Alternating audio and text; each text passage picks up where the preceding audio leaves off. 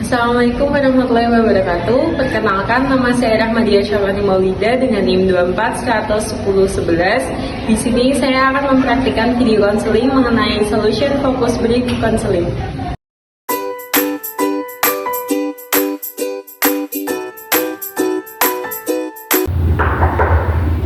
Assalamualaikum.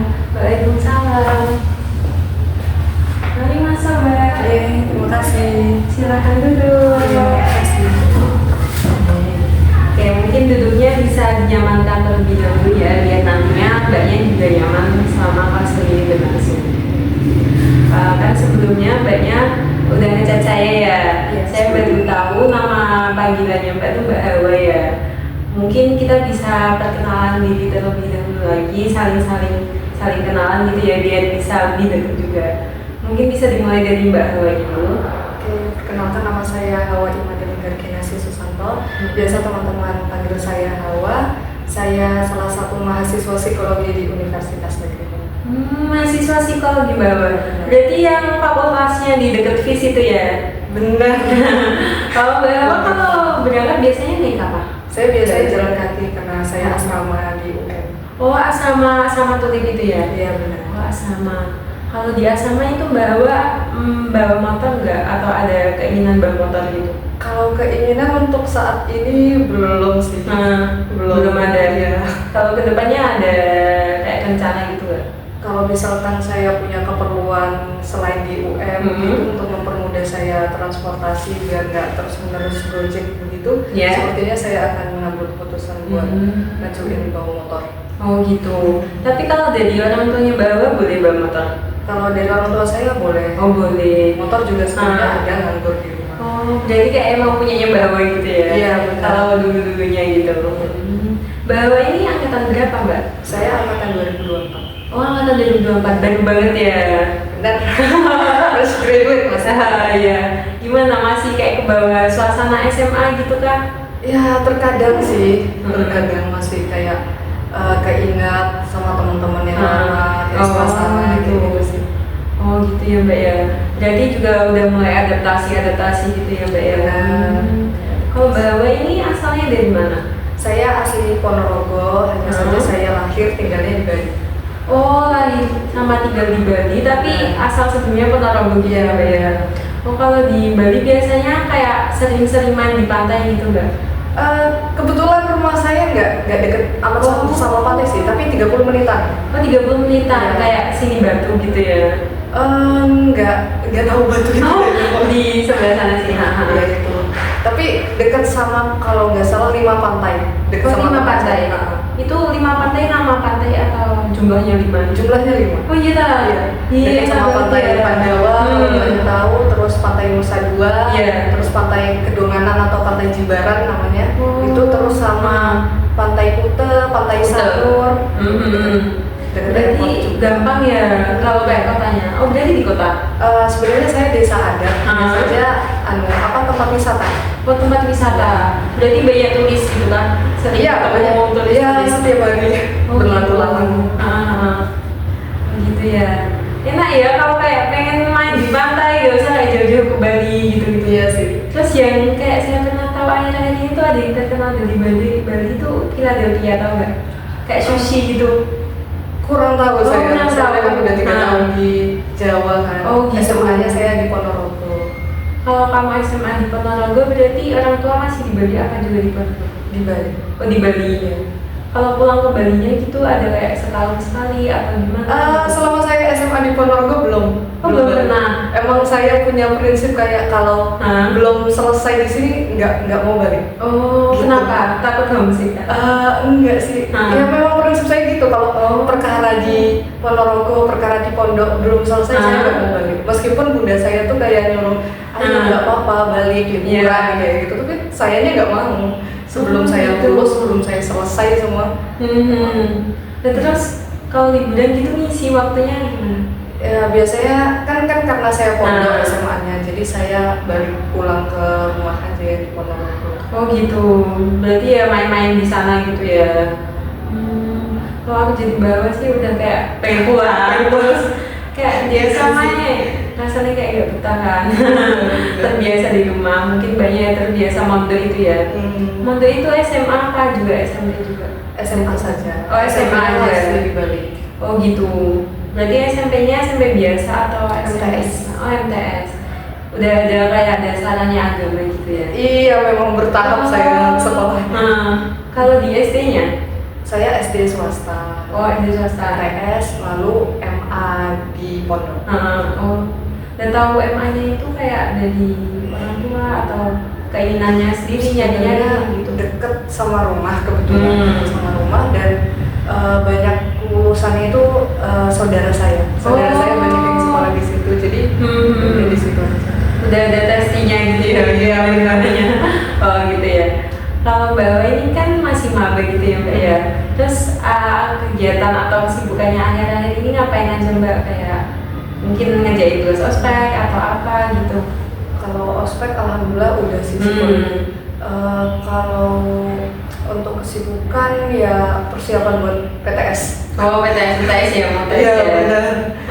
Deg-degan kan pertama kali lihat soal di kuliah itu seperti apa itu sih. Oh gitu. Kalau menurut Mbak Hawa ini gimana rasanya kuliahnya? Aduh gimana ya? Karena saya kuliahnya bisa dibilang masih kupu-kupu ya, karena mau jadi ya kuliah ke asrama kuliah, asrama kuliah itu ya biasa aja sih, tapi lebih capek gimana itu? Capek ya badan, capek. Oh capek fisik jadi jalan juga ya PP. Iya benar. Ke sana terus nyari makannya gitu ya. Oh gitu. Kalau kesukaannya Mbak Hawa sendiri mungkin ada hobi atau hal-hal yang dilakuin waktu luang gitu? Kalau saya waktu luang saya suka nulis, terus suka nyanyi, nari. Kalau nyanyi sama narinya itu lebih ke hobi pribadi atau sampai ikut lomba tampil-tampil gitu? Kalau untuk nyanyi hobi doang sih, karena saya emang tiap hari suka gerem-gerem. Sambil dari ya benar. Kalau buat nari dulu pernah ikut sanggar. Oh ikut sanggar. Tapi setelah memakai hijab jadi enggak deh. Terus sebelumnya kalau di sanggar nggak pakai hijab? Enggak, kan itu saya masih SD. Oh waktu kecil. Masih kecil. Terus kalau selain itu apakah ada lagi yang dilakukan? Ya, mungkin nonton film. Kalau nonton film saya biasanya suka nonton Disney sih. Oh Disney, Pixar. Disney. Kalau untuk drakor saya kurang suka. Takut kecanduan. Oh soalnya zaman bagus kan. Dan orang-orang tuh kan kayak rekomendasi, iya Wan nonton ini Tapi saya bilang gak mau, nanti aku takut kebawa. Iya benar, suka banget gitu. Iya sih, emang film tuh kayak bikin candu gak sih Mbak? Kayak sekali lihat, ada yang baru lagi bagus. Iya sih, benar-benar. Ya ngomong-ngomong sebelumnya Mbak Hawa ini udah pernah ikut konseling kah waktu di SMA atau di SMP gitu? Sejauh ini belum pernah. Belum pertama kali. Oh pertama kali ya. Oh keren sekali Mbak Hawa. Berarti dengan Mbak Hawa datang ke sini untuk pertama kali kan tandanya Mbak Hawa ada keinginan gitu ya untuk membuat diri Mbak Hawa lebih baik gitu ya Mbak ya. Oh ya mungkin atau Mbak Hawa pernah nyari-nyari gitu terkait apa itu konseling gitu-gitu. Kalau sepaham saya, karena saya juga mahasiswa psikologi, jadi konseling itu ya kayak ada seorang yang lebih paham sama orang yang jadi klien. Nah terus mereka sharing-sharing gitu, mendapatkan solusi. Terus orang yang berilmu itu kayak ngarahin kliennya. Itu sih. Ya bagus banget sih pemahamannya Mbak Hawa terkait konseling ini. Jadi saya izin nambahin juga ya Mbak ya. Nah benar kata Mbak Hawa tadi, konseling itu hubungan antara dua orang yang secara profesional gitu ya Mbak ya. Jadi nanti Mbak Hawa sebagai konseling ini akan saya bantu dan saya arahkan untuk mencapai apa yang Mbak Hawa inginkan gitu ya atas permasalahannya Mbak Hawa. Yang Mbak Hawa juga tidak usah khawatir ya Mbak nantinya, karena di konseling ini atau di BK ini ada yang namanya asas kerahasiaan ya Mbak ya. Mbak Hawa nggak usah khawatir nanti ceritanya Mbak Hawa keluar di mana-mana atau saya ceritakan ke orang lain, itu nggak akan terjadi juga juga bahwa di sini tuh ada namanya asas keterbukaan ya Mbak. Jadi bahwa bebas mengatakan apapun yang dirasakan bahwa. Jadi bahwa terbuka kepada saya gitu ya Mbak ya. Oke. Di sesi konseling pertama ini mungkin bisa kita batasi selama 30 menit aja ya Mbak. Gimana, apakah Mbak Awanya setuju? Oke, mungkin ada yang ditanyakan lagi terkait penjelasan saya tadi? Udah cukup ya. Mungkin bisa kita langsung lanjutkan aja ya. Apa yang membuat Mbak Hawa merasa kayak terganggu atau permasalahan Mbak Hawa akhir-akhir ini? Permasalahan akhir-akhir ini ya selain kuliah. Kalau kuliah sih lebih susah ngatur waktu antara kepentingan kuliah sama kepentingan pribadi. Pokoknya sering numpuk tujuan saya karena emang nggak ke-open, terus telat makan juga. Saya makan sehari cuma 2 kali doang. Kayak gitu sih, karena masih awal-awal ini masih bingung buat bagi waktu. Tapi saya coba buat kayak to-do list yang waktunya nggak tumpang tinggi biar lebih terstruktur. Kalau untuk harian sih Mbak, ada masalah sama teman gitu sih. Mungkin Mbak Hawa bisa menceritakan terkait masalahnya, atau Mbak Hawa ingin memilih nih, kan Mbak Hawa tadi memberikan cerita kalau Mbak Hawa ini ada beberapa masalah ya. Salah satunya yaitu gimana Mbak Hawa masih sedikit kesulitan beradaptasi di kuliah ini, sama ada masalah sama temennya Mbak Hawa. Mbak Hawa ingin menceritakan yang mana ini? Kayaknya kalau untuk perkuliahan kayaknya hampir semua orang sama lah. Anak-anak maba juga kayak gitu, masih awal. Kalau untuk teman ya, karena saya dulunya di pondok, jadi ya udah terbiasa juga nemuin orang yang kayak gitu, orang yang saya nggak sukain gitu. Oh, ada seseorang yang lagi nggak disukain Mbak Hawa ya? Iya benar. Itu teman sekamar saya agak lain lah, saya kurang suka. Gimana itu Mbak? Jadi awal-awal dulu waktu kita maba, waktu ospek, zaman-zaman kita masih awal-awal asrama itu baik-baik. Karena kan memang ya masih kelihatan baik gitulah, lembut kayak gitu. Ya udah kita awur aja, dan saya orangnya juga terbuka sama teman baru. Jadi saya berteman sama mereka juga ngobrol-ngobrol sama saya, kita curhat-curhat bareng, ngomongin tentang masa SMA dulu di tempatnya masing-masing kayak gimana. Tapi lama-kelamaan sifatnya kan kelihatan sifat aslinya, dan itu yang membuat saya jengkel sih. Jadi Mbak Hawa ada mengatakan sifat asli temannya Mbak Hawa berubah ya Mbak ya? Itu sifat asli yang bagaimana Mbak? Sifat asli yang kayak gimana ya, kayak gimana ya Mbak? Langsung aja diceritain.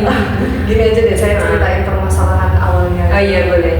Jadi waktu itu kan saya lagi ngikut acara Aksium. Aksium. Satu uangfanya psikologi di bidang seni. Itu Aksium kan lagi ulang tahun. Terus ngadain kayak konser kecil-kecilan lah di gedung FIVS itu, nyanyi. Yang kemarin itu ya. Benar. Terus saya join lah itu. Saya seneng-seneng di situ. Terus ketemu sama salah satu cutting laki-laki yang saya kenal, terus saya ngobrol lah sama kakaknya itu. Tapi kayaknya kakaknya nggak sadar deh, kakaknya itu ada ngelontarin ucapan kata kasar. Dan itu meskipun itu mungkin nggak sengaja dan suaranya juga lirih, tapi kan saya dengar. Jadi kayak gimana ya, nggak enak aja gitu. Nah terus ya udah berhenti ngobrolnya, terus saya balik terus saya ceritalah ke dua teman saya itu. Kebetulan kuliah satu kamar itu kan 3 orang. Nah, jadi saya dan 2 teman saya, anggaplah yang satu namanya inisialnya JB, yang lagi satu TG itu. Terus saya balik, terus saya kan curhat. Biasanya saya juga gitu sama mereka, saya orangnya terbuka. Jadi saya cerita apa aja, cerita tentang laki-laki, orang yang saya suka, artis yang saya suka, semua saya tunjukin ke mereka. Jadi mereka udah tahu, oh Hawa itu suka sama ini. Jadi kalau misalkan ada apa-apa gitu, Hawa lihat ini kayak gitu. Oh iya kayak gitu. Nah terus pas saya balik, saya curhat ke mereka, tadi aku ngikut ini loh, ngikut acara ini, terus ada cutting ini bilang ke aku kata kasar gitu. Terus mereka bilang sesuatu yang nggak ngenain saya. Saya ini seorang yang belak-belakan Mbak. Oh, belak-belakan. Iya. Jadi saya jujur-jujuran orangnya. Kalau saya nggak suka, saya bilang nggak suka. Kalau ada sesuatu yang menurut saya buruk itu, ya saya katakan kasar gitu. Saya orangnya memang kasar, memang keras gitu. Sebenarnya bukan didikan orang tua, hanya saja lingkungan yang membuat saya begitu. Dan teman-teman saya yang dua itu JB sama TG itu juga udah tahu keseharian saya gimana, kayak ngomong-ngomong kasarnya saya itu kayak gimana, itu udah tahu lah, meskipun mereka nggak ngikut-ngikut saya gitu. Nah terus saya bilang gitu kan, cerita cutting saya, ngomong kata kasar ke saya. Terus teman saya yang TG ini itu orangnya sifatnya lembut meskipun dia ngeselin juga sebenarnya. Dan dia bilang gini, halo, bukan salah kamu, itu salah cuttingnya, kamu nggak usah jelek-jelekin diri kamu. Kamu tuh nggak salah kok, emang kakaknya aja mungkin capek atau gimana gitu. Dia mikirnya positif kan. Sedangkan teman saya yang lagi satu yang JB ini sih yang paling saya keselin yang JB ini. Itu karena itu dia bilang gini, ngomong kata kasar ya, emang cowok itu aku nggak suka cowok yang ngomong kasar gitu. Aku nggak suka cowok yang ngomong kasar. Teman-temanku di FK aja, kebetulan dia kan anak FK. Oh, anak FK ya. Itu teman-teman cewekku pada ngomong kasar, aku nggak suka, dia bilang gitu. Terus diceritain lah, dia nggak suka dengar kata kasar. Itu apaan sih gini-gini. Terus saya langsung gitu kan, langsung kerasa kan, karena saya sehari-hari juga ngomong kasar gitu. Terus kayak, oh gitu, oh ini nyindir gitu. Terus saya langsung bilang aja, oh aku jelek gitu, berarti selama ini aku di mata kalian jelek. Ya udah, hap pergi.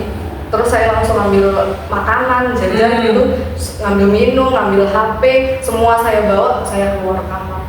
Terus teman saya yang TG itu dia bilang, enggak, halo, itu salah masnya. Dia masih mikir kayak saya ngomongin tentang masnya itu, dikiranya ya. Iya, padahal saya tersinggungnya itu karena kata-katanya si JB yang bilang kalau nggak suka kata kasar, sedangkan saya juga orangnya ngomong kasar gitu. Ya udah, saya langsung keluar, saya tutup pintu, langsung saya di situ sampai tengah malam.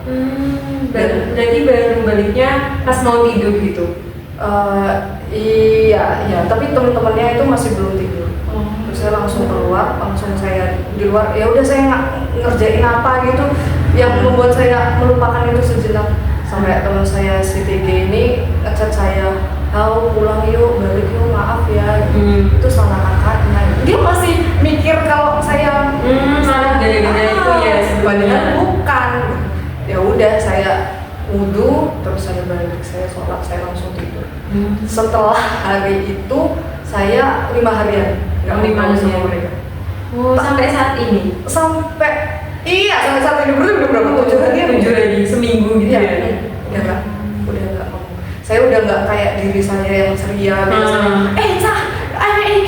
Ini biasanya saya kan gitu. Udah nggak, saya diam aja. Mereka tanya juga, saya cuma jawab iya, enggak. Gitu. Oh, setenangnya gitu ya? Iya, setenangnya. Perasaan gimana ya? Saya orangnya kalau emang udah kayak disinggung gitu atau disentil gitu, saya udah kayak mau menghapus orang itu dari hidup saya, cut off gitu ya? Iya, benar. Udah kayak ya udahlah gitu ya, gitu orang itu. Udah nggak bisa diperbaiki, emang udah kayak gini gitu loh saya orangnya. Kecuali kalau emang mereka pengen gimana, kayak ada niat gitu untuk mendekati saya gitu. Kalau saya mah nggak ada niat mau deketin. Enggak, biarin mas ya. Saya orangnya bodoh. Emang gimana ya, kayak gimana ya, perasaan gitu, kepribadian saya ini tuh menyakitin orang. Saya tahu itu nyakitin, tapi saya nggak bisa ngubah gitu. Itu menurut saya. Oh iya. Saya paham banget sih yang dirasain Mbak Hawa. Pas waktu itu kayak sebel gitu ya Mbak ya. Ya waktu itu yang dirasain Mbak Hawa, yang dirasain banget sama diri Mbak Hawa waktu habis dikatain sama temennya Mbak Hawa itu gimana? ya saya ngerasa tersinggung, ngerasa sakit gitu lah. Dan saya ngerasa kayak, oh jadi selama ini mereka itu nggak suka sama saya, cuma mereka nggak bilang gitu. Dan itu kan yang pas JB ngomong itu berarti kan nggak sadar, dia secara nggak sadar menjurus ke menyinggung saya begitu. Meskipun dia tujuannya nggak gitu, tapi kan dia nyinggung gitu loh. Itu sih Mbak. Oh iya, benar sih. Terus sebelumnya apakah kamu ada kayak pernah ngalamin hal serupa seperti ini? Kan kamu model ya kan juga tinggalnya sekarang kayak sendirian gitu ya? Sering sih. Sering. Dan saya ngelakuin hal yang sama. Oh berarti mirip banget kasusnya? Iya, saya selalu gitu memang. Berarti kamu waktu itu kayak tetap ngediemin temen kamu sampai lulus apa gimana? Saya tetap ngediemin. Tapi dia mendekat ke saya, mencoba untuk Hawa apa sih masalahnya gini ditanya gitu ya. Tapi kan saya orangnya jujur, jadi saya langsung aja, saya nggak suka kamu kayak gini gitu. Kamu mau perbaiki atau enggak? Saya gitu. Kalau misalkan dia bilang ayo baikan lagi, tapi aku nggak baik gitu lagi, oke lah, biasa aja saya. Kalau saya orangnya enakan orangnya sebenarnya, cuma ya gitu. Kalau dilihat dari skala gitu ya, permasalahan ini tuh seberapa mengganggunya sih di hidup kamu? Ini skala dari rentang 1 sampai 10 ya. Jadi kalau mengarah ke 10 itu kayak sangat banget mengganggu kehidupan kayak sampai bikin kamu kepikiran atau bikin kamu nggak fokus gitu. Kalau mengarah ke 1 itu sangat nggak mempengaruhi. Kalau menurut kamu berapa skalanya? Kalau mempengaruhi hidup kayaknya nggak universal itu sih Mbak, 6 paling. Oh 6. Kalau nggak 7. Berarti tengah ke atas dikit gitu ya? Iya, karena kan memang sehari-hari kumpulnya sama mereka dan saya tuh risih banget kalau misalkan mereka tuh ngobrol berdua gitu dan saya dikacangin, tapi emang saya kacangin mereka sih. Tapi saya ngerasa kayak berbeki kuping gitu loh, kayak mengganggu kuping saya dan membuat kuping saya panas, dan itu yang membuat saya keluar kamar. Jadi saya sekarang sering di luar kamar, kayak di asrama itu kan ada lobi, terus ada tempat meja kursi buat anak-anak belajar di situ aja. Oh di situ ya, duduk di situ ya. Kalau kedepannya itu apakah bahwa ada kayak keinginan buat ituin temen bahwa dari diri bahwa untuk membaiki ya? Nah, saya melihat situasi kondisi sih Mbak. Kalau misalkan mereka kayak pengen merangkul saya lagi, ya saya welcome aja. Tapi kalau misalkan enggak, ya udah. Mereka nggak mau introspeksi diri, mereka nggak mau nanya saya salah saya di mana. Maksudnya mereka nanya ke saya salah kita di mana kayak gitu. Nggak ada niatan dari mereka. Ya udah saya nggak usah. Itu sih. Nggak kelihatan niatannya gitu ya. Ya sudah. Kalau ya waktu Mbak Hawa waktu di pondok dulu gimana? Mbak Hawa menyikapi itu gimana? Sama seperti ini. Sama kayak gitu ya. Oke. Berarti ya mungkin nantinya melihat ke depannya ya gimana. Kalau terkait itu apa namanya, kayak kan kadang ya membuat Mbak Hawa terganggu juga ya Mbak ya. Mbak Hawa pernah nggak kayak ya apa sih diem gitu kayak gitu? Kalau untuk bentak gitu secara langsung enggak, tapi biasanya saya sama gerakan sih. Tapi saya tahu kan teman saya dua itu udah sering saya ceritakan banyak, maksudnya udah tahu banyak tentang saya. Jadi tahu kalau misalkan Hawa lagi nggak baik, gitu, lagi bad mood. Tapi mereka kiranya gitu, lagi bad mood kayak gitu. Itu biasanya saya pakai gerakan sih, kayak misalkan mereka lagi ngobrol nih, terus tawa ribut kan, sedangkan saya masih tidur. Saya tidur kayak gitu kan biasanya saya. Terus saya biasanya langsung kayak gini selimut apa sih berat langsung gitu. Terus kayak kalau nggak gitu HP saya langsung naruh HP saya kalau misalkan saya lagi megang HP atau misalkan lagi tidur, terus saya langsung ambil HP saya kayak pura-pura sibuk sendiri. Pokoknya saya membuat suara-suara yang berisik lah biar mereka itu diem. Peka gitu ya, peka. Lalu keinginan idealnya Mbak Hawa terkait teman sekamarnya Mbak Hawa itu kayak gimana? Maksudnya teman yang saya inginkan? Iya, kayak Mbak Hawa pengen temennya Mbak Hawa itu kedepannya gimana? Atau sebenarnya tuh Mbak Hawa pengen teman Mbak Hawa memahami Mbak Hawa atau gimana gitu? Kayaknya iya sih. Saya sebenarnya ada di hati saya yang paling dalam untuk ayo Cah kita balik, ayo Bian, kayak kita awal-awal seru banget, makin kesini kok makin gini, kayak gitu. Pengen sebenarnya saya deep talk gitu sama mereka, tapi gimana ya? Menurut saya nunggu dari mereka aja sih, niatan dari teman saya itu gimana. Terus saya sampai saat ini masih menunggu niat gitu. Oh gitu. Tadi Mbak sudah menjelaskan mengenai apa yang dirasain Mbak, permasalahan Mbak, terus dalam diri Mbak tuh ternyata juga ada keinginan gitu ya buat kondisi idealnya, yaitu ingin kembali baik sama teman-teman Mbak seperti maba dulu ya Mbak ya.